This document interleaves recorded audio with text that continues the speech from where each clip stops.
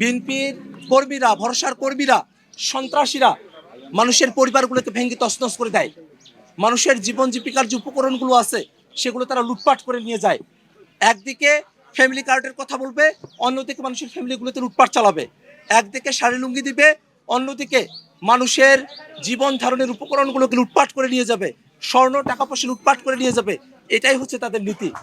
বিএনপির গুন্ডারা, সন্ত্রাসীরা আক্রমণ করেছিল, তাদের মাঝে অন্যতম সন্ত্রাসী আদম, মিলন, মোক্তার এবং পাভেল, তারা সেখানে সন্ত্রাসী হামলা চালিয়েছে।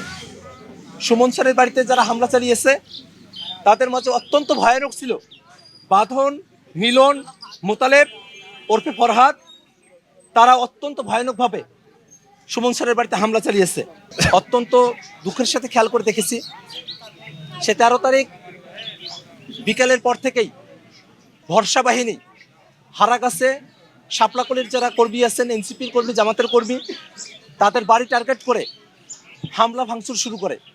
আমরা এই মুহূর্তে যে বাড়িটি পরিদর্শন করেছি, তিনি সুমন স্যার, তিনি আমার ব্যক্তি জীবনে, আমি যখন মাদ্রাসায় পড়ি তখন তিনি আমাকে পড়িয়েছেন, সরাসরি তিনি আমার শিক্ষক।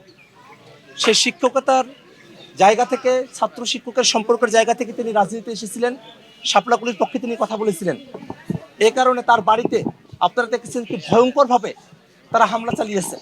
এমনভাবে তারা এই বাড়িটার একেবারে, এই বাড়িটাতে আর এটা বসবাসের অযোগ্য হয়ে গেছে, এমনভাবে তারা এই বাড়িঘরটা ভেঙেছে।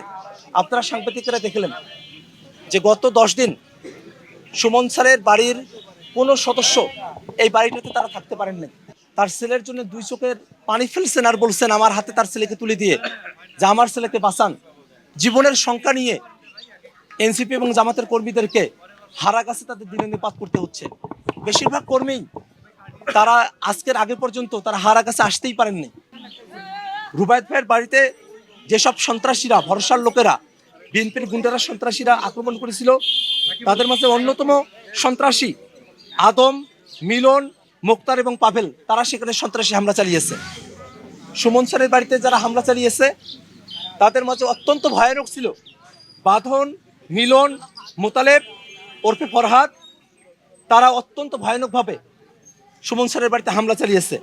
আমাদের প্রধান সমন্বয়কারী আরাফাত ভাইয়ের বাড়িতে হামলা চালিয়েছে। বাবুল, রজু, মোয়াজ্জেম, ফরিয়াটারির যে মোয়াজ্জেম, তারা সেখানে ভয়ানকভাবে তারা হামলা চালিয়েছে। এবং আমাদের প্রধান সমন্বয়কারী আরাফাত ভাইকে মিলন নামে এবং অপূর্ব নামে ভরসার বাহিনীর, গুন্ডা বাহিনীর 2 জন উপর্যুপরি হত্যার হুমকি দিয়ে যাচ্ছে। সন্ত্রাসী মনির, সন্ত্রাসী নয়ন, সন্ত্রাসী আসিফ, সন্ত্রাসী নোমান, সন্ত্রাসী রাসেল, তারা সেখানে তারা হামলা চালিয়েছে। তারা বিএনপির সন্ত্রাসী, তারা ভরসার সন্ত্রাসী বাহিনীর সদস্য।